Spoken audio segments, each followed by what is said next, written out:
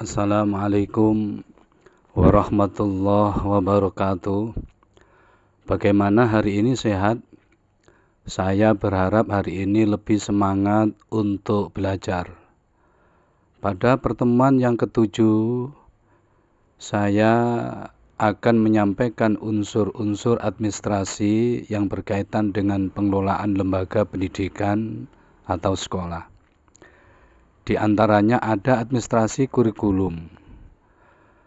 Administrasi kurikulum ini merupakan suatu urusan administrasi kurikulum yang umumnya ditangani oleh bagian yang disebut dengan wakakurikulum.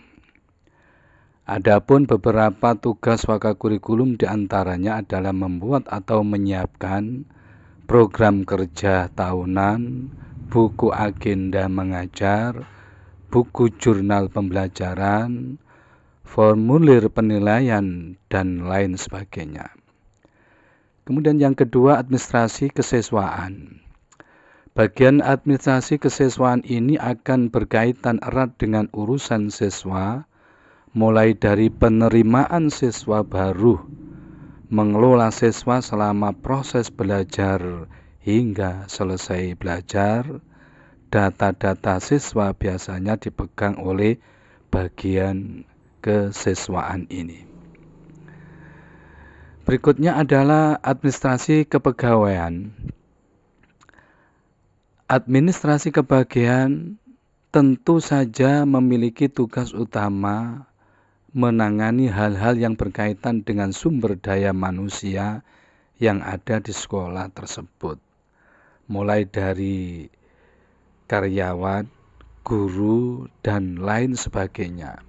Absen guru, melakukan pengawasan kinerja seluruh pegawai menjadi tugas pokok bagian administrasi kepegawaian.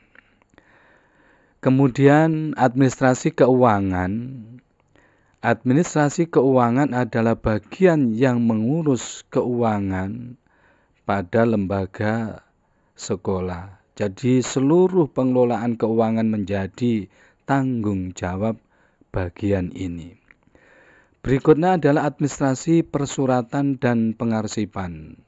Artinya melakukan surat menyurat dan melakukan pengarsipan baik untuk surat yang masuk dan keluar adalah sesuatu yang lazim dilakukan oleh sekolah. Oleh sebab itu bagian administrasi dalam hal ini sangat penting. Selanjutnya adalah administrasi sarana dan prasarana. Bagian ini adalah yang mengurus dan menunjang seluruh sarana dan prasarana yang ada di sekolah. Kemudian administrasi hubungan sekolah dan masyarakat.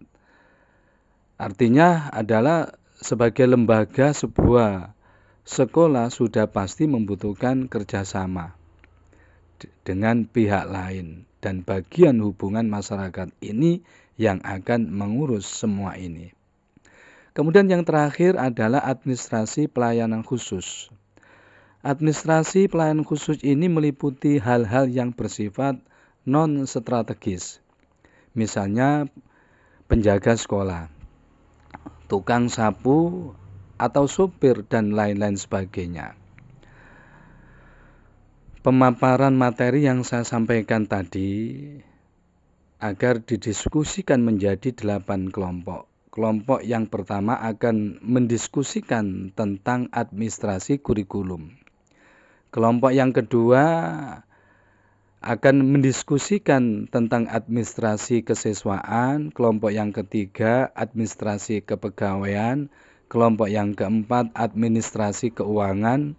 Kelompok yang kelima akan mendiskusikan administrasi persuratan dan pengarsipan. Kelompok yang keenam sarana dan prasarana. Kelompok yang ketujuh hubungan sekolah dan masyarakat. Dan kelompok yang terakhir akan mendiskusikan tentang administrasi khusus. Nah, sekarang silakan untuk berkumpul sesuai dengan kelompoknya masing-masing. Saya beri waktu selama 20 menit untuk bermusyawarah dan berdiskusi.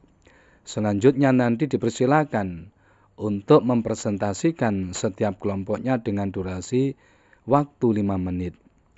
Setiap kelompok memaparkan hasil diskusinya yang diwakili oleh satu orang dengan menghasilkan pengelolaan administrasi lembaga pendidikan atau sekolah secara efektif dan efisien, sehingga seluruh kegiatan administrasi di lembaga pendidikan atau sekolah dapat berjalan dengan baik.